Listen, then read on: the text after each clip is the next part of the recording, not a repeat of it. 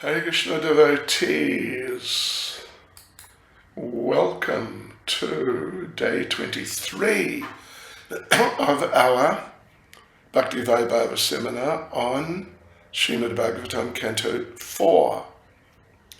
We are in chapter 9 titled Dhruva Maharaj Returns Home, and we have come to the sixth section,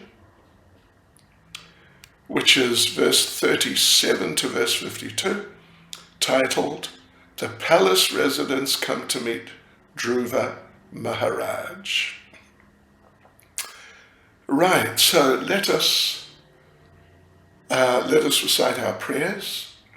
Nama Om Vishnu Padaya Krishna Prestaya Bhutale Shrimati Bhakti Vedanta Swaminiti Namane Namaste Saraswati Devi Gauravani Pracharane Nirvishesha Shunyavadi Pastya Chyadeja Tarane Sri Krishna Chaitanya Prabhu Nityananda Sri Advaita Gadadha Shivas Adi Gaura Bhakta Vrinda Hare Krishna Krishna Krishna Hare Hare Hare Rama Rama Rama Hare Hare Vanchakapatarubhyascha kripas sindhubhya evacha Patitanam pavanebhyo vaishnavebhyo namo namaha. Srila Prabhupada ki jai. Right, yes, so the palace residents come to meet Dhruva Maharaj. Verse 37 to verse 52. Let us go through the whole section, through the verses, first of all. 37. When King Uttanapad heard that his son Dhruva was coming back home, as if coming back to life after death, he could not put his faith in this message, for he was doubtful of how it could happen. He considered himself the most wretched, and therefore he thought that it was not possible for him to attain such good fortune. 38. Although he could not believe the words of the messenger, he had full faith in the word of the great sage Narada. Thus he was greatly overwhelmed by the news, and he immediately offered the messenger a highly valuable necklace in great satisfaction. Verses 39 to 40. Then King Uttanapad, being very eager to see the face of his lost son, mounted a chariot drawn by excellent horses and bedecked with golden filigree, taking with him many learned Brahmins, all the elderly personalities of his family, his officers, his ministers, and his immediate friends. He immediately left the city. As he proceeded in this parade, there were auspicious sounds of conch shells, kettle drums, flutes, and the chanting of Vedic mantras to indicate all good fortune. Verse 41. Both the queens of King Uttanapad, namely Suniti and Suruchi, along with his other son Uttama, appeared in the procession. The queens were seated on a palanquin. 42 to 43. Upon seeing Dhruva Maharaj approaching the neighboring small forest, King Uttanapad with great haste got down from his chariot. He had been very anxious for a long time to see his son Dhruva, and therefore with great love and affection he went forward to embrace his long-lost boy. Breathing very heavily, the king embraced him with both arms. But Dhruva Maharaj was not the same as before. He was completely sanctified by spiritual advancement, due to having been touched by the lotus feet of the Supreme Personality of Godhead. 44. Reunion with Dhruva Maharaj fulfilled King Uttanapad's long-cherished desire, and for this reason he smelled Dhruva's head again and again, and bathed him with torrents of very cold tears. 45. Then Dhruva Maharaj, the foremost of all nobles, first of all offered his obeisances at the feet of his father, and was honored by his father with various questions. He then bowed his head at the feet of his two mothers. Right, that was 45, 46. Suruchi, the younger mother of Dhruva Maharaj, seeing that the innocent boy had fallen at her feet, immediately picked him up, embracing him with her hands, and with tears of feeling she blessed him with the words, "My dear boy, long may you live." 47. Unto one who has transcendental qualities, due to friendly behavior with the Supreme Personality of Godhead, all living entities offer honor, just as water automatically flows down by nature. 48. The two brothers, Uttama and Dhruva Maharaj, also exchanged their tears. They were overwhelmed by the ecstasy of love and affection, and when they embraced one another, the hair on their bodies stood up. 49. Suniti, the real mother of Dhruva Maharaj, embraced the tender body of her son, who was dearer to her than her own life, and thus forgot all material grief, for she was very pleased. Verse 50. My dear Vidura, Suniti was the mother of a great hero. Her tears, together with the milk flowing from her breasts, wet the whole body of Dhruva Maharaj. This was a great, auspicious sign. 51. The residents of the palace praised the queen. Dear queen, your beloved son was lost a long time ago, and it is your great fortune that he now has come back. It appears, therefore, that your son will be able to protect you for a very long time, and will put an end to all your material pangs. Verse 52. Dear Queen, you must have worshipped the Supreme Personality of Godhead, who delivers his devotees from the greatest danger. Persons who constantly meditate upon him surpass the course of birth and death. This perfection is very difficult to achieve. Okay, there you go, devotees. Those were all the verses. And there's a few purports, not a lot, but anyway, let's get into it.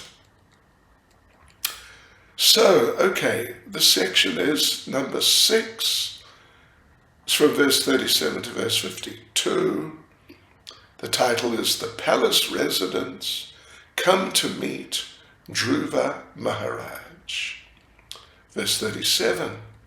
When King Uttanapad heard that his son Dhruva was coming back home, as if coming back to life after death, he could not put his faith in this message, for he was doubtful of how it could happen.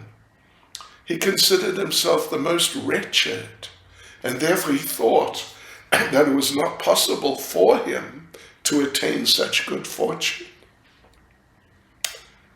Okay, so here is a short purport. Dhruva, at the age of 5, went to the forest for penance and austerity. The king couldn't believe such a small boy could live there in the forest, and he was sure that Dhruva actually was dead. So when he got the message, which came just from like a general messenger type of person, apparently, he couldn't accept the message that he was coming home. So for him, the message said, a dead man is coming home. He just couldn't believe it. So the king thought he was responsible for Dhruva leaving home, so considered himself most wretched. And, I mean, there's a certain amount of truth in that. He definitely had some responsibility, no doubt. So Srila Prabhupada concludes the purport by saying, therefore, even though it was possible that his lost son was coming back from the kingdom of death, he thought that since he was most sinful, it was not possible for him to be so fortunate as to get back his lost son.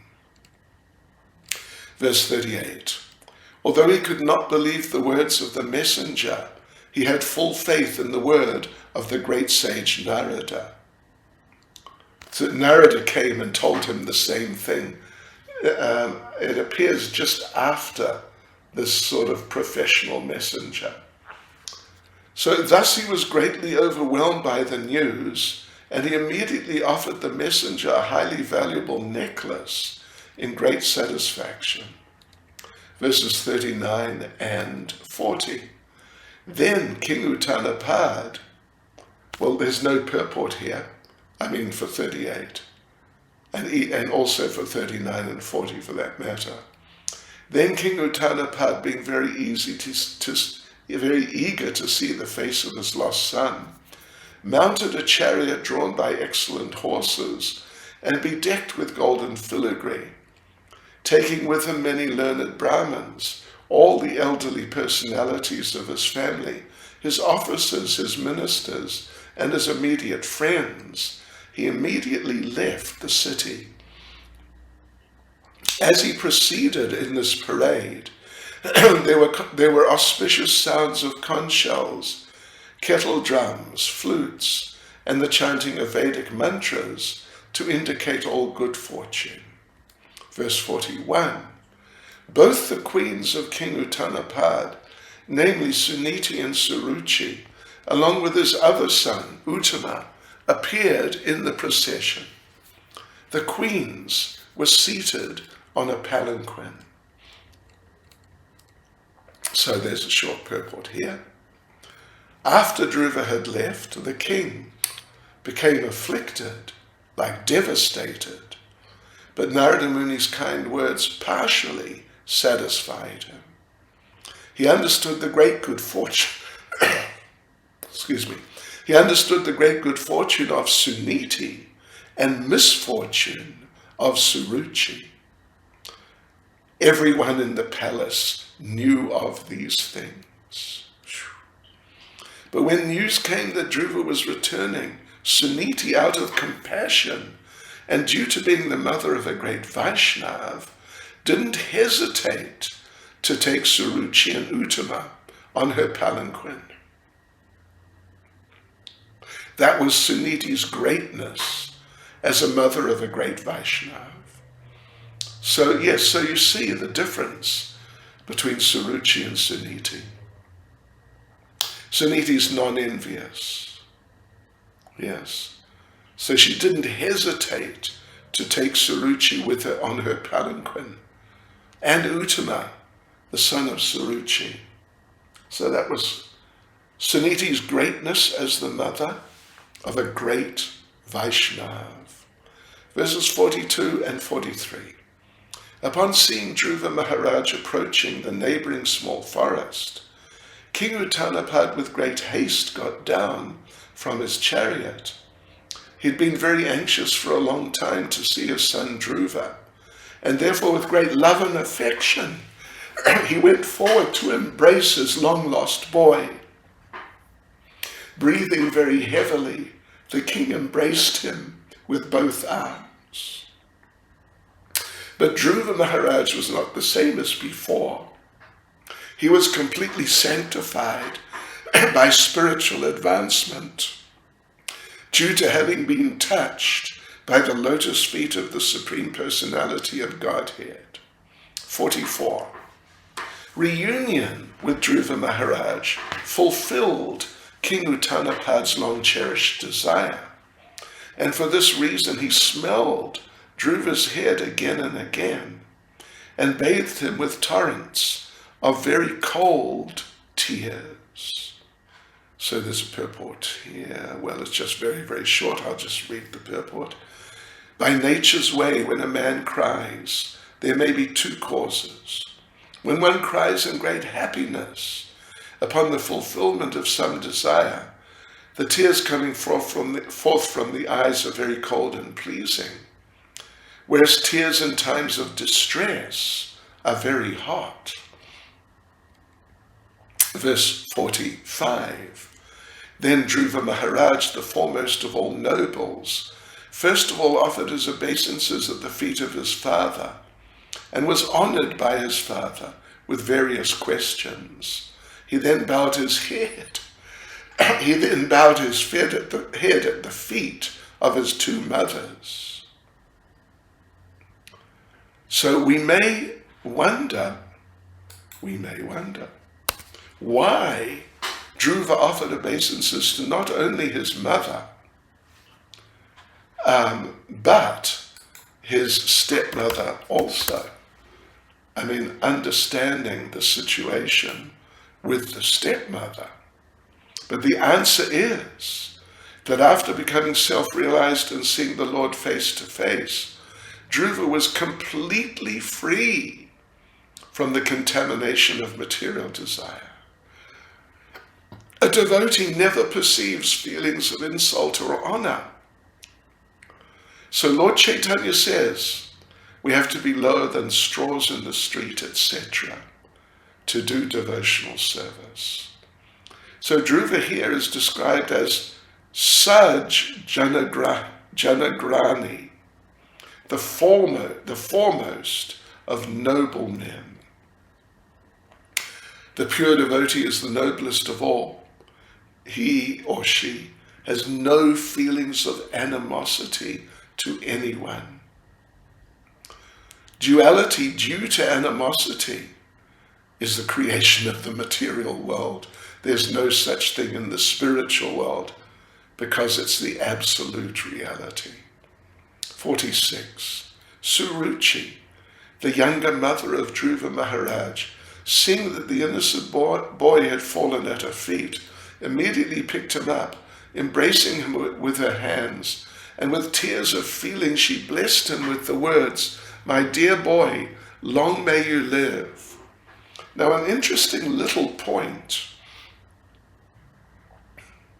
which I don't know if it's going to be addressed further, is that Suruchi, here at least we don't read of her apologizing, begging forgiveness from Dhruva. We did read, was it yesterday or the day before, we did read how, because of her offense to Dhruva Maharaj in the initial incident of telling him he's not fit to sit on the king's lap, and he has to take birth again as her son and do austerities, then he may be able. What offenses, it's really crazy. So we read how because of those offenses, she died under sort of extraordinary circumstances. So here she's being nice, she's blessing him. But, I don't know, maybe we'll come across a place where she apologizes, but I don't recall that. So verse 47, unto one who has transcendental qualities, due to friendly behavior with the Supreme Personality of Godhead, all living entities offer honor, just as water automatically flows down by nature. So again, there's a purport here. Okay, so the question may be raised, why, not by, the question may be raised, why Suruchi, who was not favorable to Dhruva before, now blesses him to live long? I mean, she doesn't apologize, but she blesses him to live long. That's positive, at least. So the answer is in this verse. Since he was blessed by the Lord, due to his transcendental qualities, everyone felt bound to offer him all respect, just like water flows downward. So, okay, sort of like she was impressed by him. So the devotee doesn't demand respect at all, but wherever he goes, he's honored by everyone. Srinivasacharya in the Shad Goswami Astakam, he says the 6 Goswamis were respected throughout the universe because a devotee, having pleased the Lord, automatically pleases all, so everyone offers him respects. So it was something like that with Suruchi. Not exactly like a real change of heart. Because like I said, I'm not aware of her apologizing to Dhruva, which she should have done. If she really humbly apologized to him, then I don't think she would have died in that sort of horrific way in the middle of a forest fire. Okay, so 48. The 2 brothers, Uttama and Dhruva Maharaj, also exchanged their tears. They were overwhelmed by the ecstasy of love and affection, and when they embraced one another, the hair on their bodies stood up. 49. The real Suniti, the real mother of Dhruva Maharaj, embraced the tender body of her son, who was dearer to her than her own life, and thus forgot all material grief, for she was very pleased. Text 50. My dear Vidura, Suniti was the mother of a great hero. Her tears, together with the milk flowing from her breasts, wet the whole body of Dhruva Maharaj. This was a great auspicious sign. Right, so there's a couple of paragraphs of purport here. First point, when deities are installed, they're bathed with milk, yogurt, water. First thing is milk, actually. So this is Abhishek. So here it said the tears of Suniti were all auspicious. This auspiciousness indicated that soon Dhruva would be installed on the throne by his father. And second paragraph, it's also significant that Suniti is described as Veera Su, the mother who produced a great hero. There are many heroes in the world, but no comparison to Dhruva Maharaj. Not only was he a heroic emperor of the planet, but a great devotee.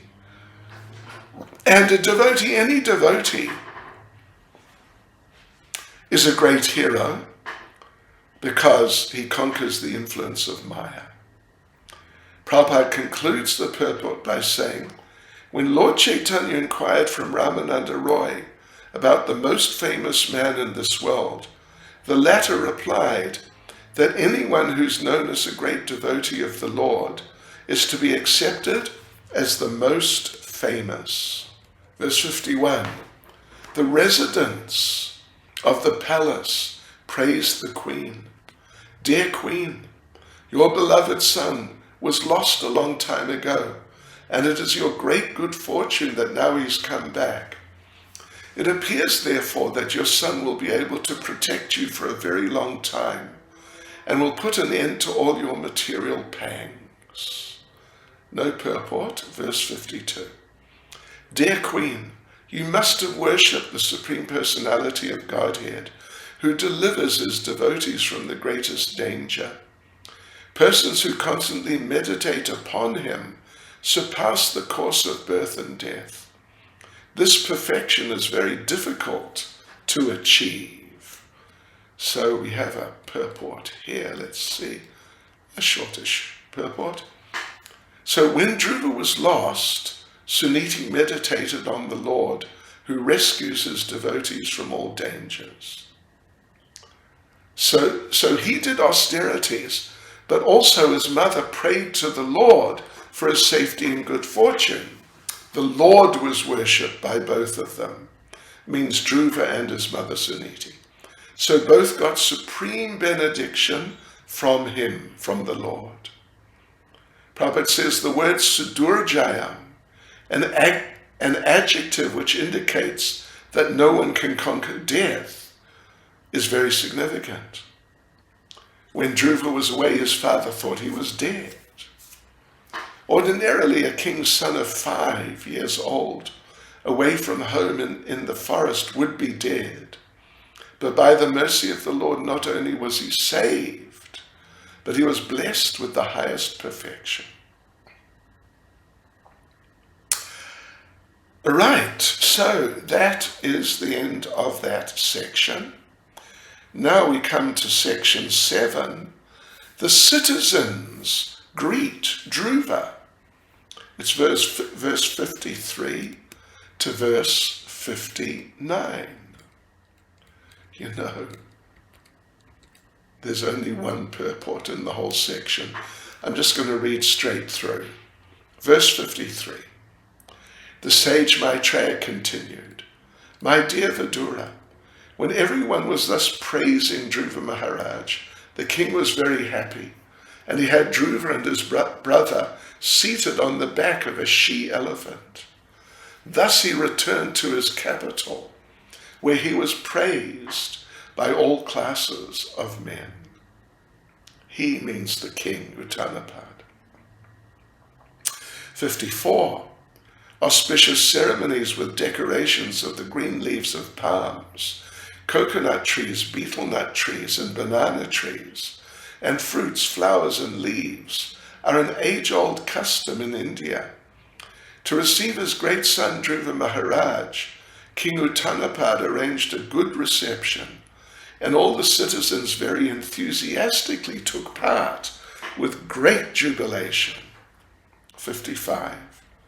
At each and every gate there were burning lamps and big water pots, decorated with differently colored cloth, strings of pearls, flower garlands, and hanging mango leaves. Verse 56. In the capital city there were many palaces, city gates, and surrounding walls, which were already very, very beautiful, and on this occasion all of them were decorated with golden ornaments. The domes of the city palaces glittered, as did the domes of the beautiful airplanes which hovered over the city. Now, there is a very short purport here. A short purport. I'm just going to, we'll read through it. So Vijayadwaja, who is, like a leading devotee from the Ramanuja Sampradaya, suggests that the mention of airplanes indicates demigods came to bless Dhruva when he arrived. All the domes of the palaces and pinnacles of plains decorated with gold ornamental work were decorated with gold ornamental work, which glittered in the sunshine. Prabhupada says, notice the difference between the time of Dhruva Maharaj and now. Then the plains were gold, now they're base aluminium. So it gives a hint of the opulence of Dhruva Maharaj's time and the poverty of today. Verse 57, all the quadrangles, lanes, and streets in the city, and the raised sitting places at the crossings were thoroughly cleansed and sprinkled with sandalwood water, and auspicious grains such as rice and barley, and flowers, fruits, and many other auspicious presentations were scattered all over the city. Verses 58 and 59 together. Thus as Dhruva Maharaj passed on the road, from every place in the neighborhood, all the gentle household ladies assembled to see him, and out of maternal affection they offered their blessings, showering him with white mustard seeds, barley, yogurt, water, newly grown grass, fruits and flowers. In this way Dhruva Maharaj, while hearing the pleasing songs sung by the ladies, entered the palace of his father. So that's the end of that section. Now we come to section 8. From verse 60 to verse 67, Dhruva lives in the palace and becomes king. Let me just have a look. I see first couple of verses there are purports there, so we got to read the verses first. And incidentally, this is the last section, because there are only 67 verses in the chapter. Verse 60, Dhruva Maharaj thereafter lived in his father's palace, which had walls bedecked with highly valuable jewels. His affectionate father took particular care of him, and he dwelled in that house, just as the demigods live in their palaces in the higher planetary systems. The bedding in the palace was as white as the foam of milk, and was very soft. The bedsteads were made of ivory, with embellishments of gold, and the chairs, benches, and other sitting places and furniture were made of gold. Verse 62. The palace of the king was surrounded by walls made of marble, with many engravings made of valuable jewels like sapphires, which depicted beautiful women with shining jewel lamps in their hands. Verse 63. The king's residence was surrounded by gardens, wherein there were varieties of trees brought from the heavenly planets. In those trees there were pairs of sweetly singing birds and almost mad bumblebees, which made a very relishable buzzing sound. Okay. Right, verse 64. There were emerald staircases which led to lakes full of variously colored lotus flowers and lilies, and swans, karandavas, chakravakas, cranes, and similar other valuable birds were visible in those lakes. 65. The saintly King Uttanapad, hearing of the glorious deeds of Dhruva Maharaj, and personally seeing also how influential and great he was, felt very satisfied, for Dhruva's activities were wonderful to the supreme degree. When after concentration King Uttanapad saw that Dhruva Maharaj was suitably mature to take charge of the kingdom, and that his ministers were agreeable, and the citizens were also very fond of him, he enthroned Dhruva as emperor of this planet. After considering his advanced age and deliberating on the welfare of his spiritual self, King Uttanapad detached himself from worldly affairs and entered the forest. Okay, so now there's a number of purports. There's plenty of purports actually. Just the first two verses don't have. But other than that, pretty much every verse has a purport. So this is section 8. It's from verse 60 to verse 67. And we call it Dhruva lives in the palace and becomes king. Verse 60. Dhruva Maharaj thereafter lived in his father's palace, which had walls bedecked with highly valuable jewels. His affectionate father took particular care of him, and he dwelled in that house, just as the demigods live in their palaces in the higher planetary systems. 61. The bedding in the palace was as white as the foam of milk, and very soft. The bedsteads were made of ivory, with embellishments of gold, and the chairs, benches, and other sitting places and furniture were made of gold. Verse 62. The palace of the king was surrounded by walls made of marble, with many engravings made of valuable jewels like sapphires, which depicted beautiful women with shining jewel lamps in their hands. So we have a couple of paragraphs, 3 actually, 4 of purport here to this verse. So Prabhupada says the description of Uttanapad's palace depicts the state of things hundreds and thousands of years ago, even before the time of Srimad Bhagavatam. Since it's described that Dhruva ruled for 36,000 years, it must have been Satya Yuga, when people lived 100,000 years, because Satya Yuga is 100,000 years. Oh no, sorry. Yeah, that's the lifespan in Satya Yuga, 100,000 years. In Treta Yuga, 10,000, Dwapara, 1,000, and Kali Yuga up to 100, but usually less. So every yuga, the lifespan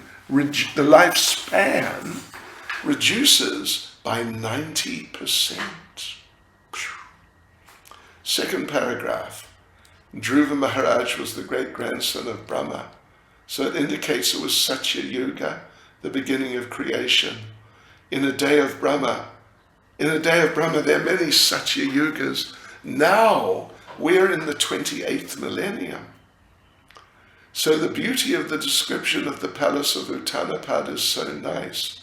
We cannot think advanced human civilization did not exist, say, 40 to 50,000 years ago. Even recently there were walls like this in the Red Fort in Delhi. But during British time, all the jewels were taken from there to the British Museum. Oh, Krishna, just see the milechas. Third paragraph. The worldly opulence previously was based on natural resources, jewels, marble, silk, gold, silver. Now it's based on motor cars, industrial enterprises. At that time previously, it was not based on motor cars, industrial enterprises, but on natural wealth and foods. They all come from the Lord, so we can save time for self-realization. Fourth paragraph, another point. Soon Dhruva's father would give up attachment for palaces and go to the forest for self-realization. So Prabhupada concludes the purport by saying, from the description of Srimad Bhagavatam, therefore, we can make a very thorough comparative study of modern civilization and the civilization of mankind in the other millenniums, Satya Yuga, Treta Yuga, and Dwapara Yuga. Verse 63. The king's residence was surrounded by gardens, wherein there were varieties of trees brought from the heavenly planets. In those trees there were pairs of sweetly singing birds and almost mad bumblebees, which made a very relishable buzzing sound. So, there's a purport here, 2 paragraphs. The word Amara Drumai is significant. Means, with trees brought from the heavenly planets. They're called Amaraloka, the heavenly planets. The place where death is very much delayed. People live there for 10,000 years. Our 6 months is equal to 1 day there. So they live there a long time, and at the end they fall down to earth. This is stated in Vedic literature. So also, interestingly enough, the trees also live a long time there. Here, some trees live 10,000 years. So what about the heavenly planets? They must live for many years. And sometimes they're moved around as described here. Yeah, because these were brought from the heavenly planets. second paragraph. Yes, famous story. It's described that Lord Krishna went to the heavenly planets, to Indraloka, and Satyabhama was with him. And she saw the Parijata tree and appreciated it so much that she kind of pressured him to take the tree. Well, maybe I shouldn't say that, but she definitely asked him to take the Parijata tree to earth. So Indra didn't want that. So there was a fight over it. But Krishna won, and the tree was placed in Satyabhama's palace grounds. Now of course we have what are called Parijata trees. I don't know actually if they really are or not. But we have here, very nice one, and has little flowers with a little white tube and little orange petals on top, and really fragrant. So anyway, Prabhupada concludes the purport by saying, the flower and fruit trees in the heavenly planets are superior, for they are very pleasant and tasteful. And it appears that in the palace of Maharaj Uttanapad, there were many varieties of such trees. Verse 64. There were emerald staircases which led to lakes full of variously coloured lotus flowers and lilies, and swans, karandavas, chakravakas, cranes, and similar other valuable birds were visible in those lakes. So again, there's a very short purport. Not only was the palace surrounded by compounds and gardens with varieties of trees, but there were small man-made lakes also with lotuses, etc. And the staircases were made into those lakes were made of jewels like emeralds and others. So there were garden houses with beautiful birds, swans, chakravakas, etc. Prabhupada concludes the purport by saying, these birds generally do not live in filthy places like crows do. The atmosphere of the city was very healthy and beautiful. It can simply be imagined from its description. Verse 65. The saintly King Uttanapad, hearing of the glorious deeds of Dhruva Maharaj, and personally seeing also how influential and great he was, felt very satisfied, for Dhruva's activities were wonderful to the supreme degree. So again, a shortish purport.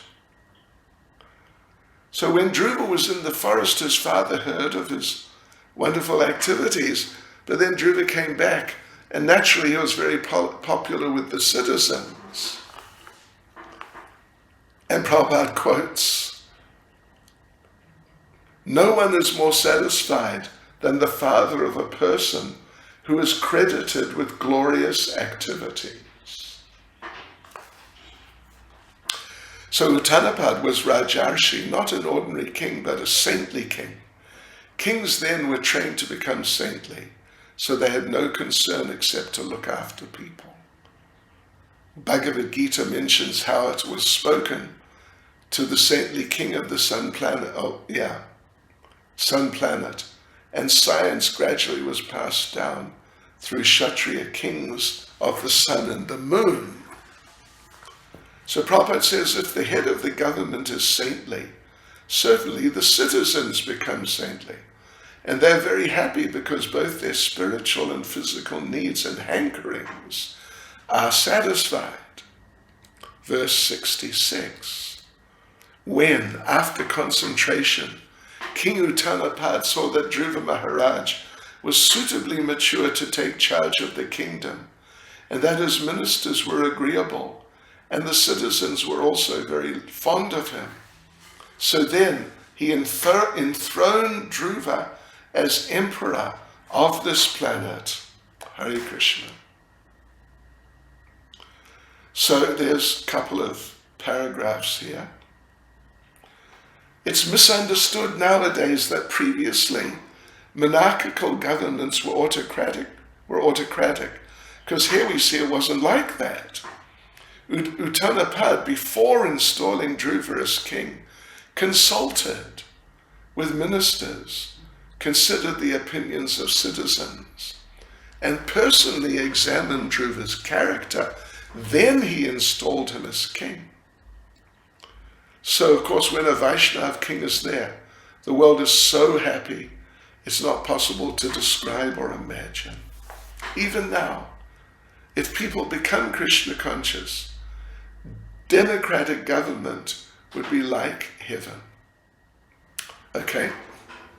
If all people were devotees, they would vote for someone like Dhruva Maharaj, and then all the problems of government would be solved. Prabhupada says, youthful people often want to overthrow government.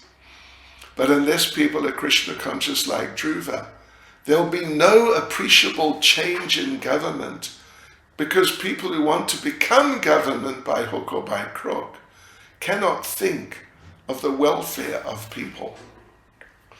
They're just busy to keep their position, get prestige and money. So they're too busy with that. No time to think of the welfare of the citizens. Verse 67. After considering his advanced age and deliberating on the welfare of his spiritual self, King Uttanapad detached himself from worldly affairs and entered the forest. So there's a paragraph here. We're right at the end of the chapter. So let's go through it. This is the sign, or a sign, of a Rajarshi. He wasn't attached. Now politicians, they're not great like him. They become so attached to their positions they never retire until death or getting kicked out by the opposition. You can see this in India. But in the past it was not like this. It's evident from Uttanapad. As soon as Dhruva was installed, he left home. There's so many examples like this. Austerity is the main business of humans. So Dhruva did austerity. Uttanapad did also. But it's not possible now to give up home and go to forest for austerity. But if people of all ages take to Krishna consciousness and follow the regulative principles and chant 16 rounds, it would be very easy to get salvation from this material world. That's the end of chapter 9. Hare Krishna.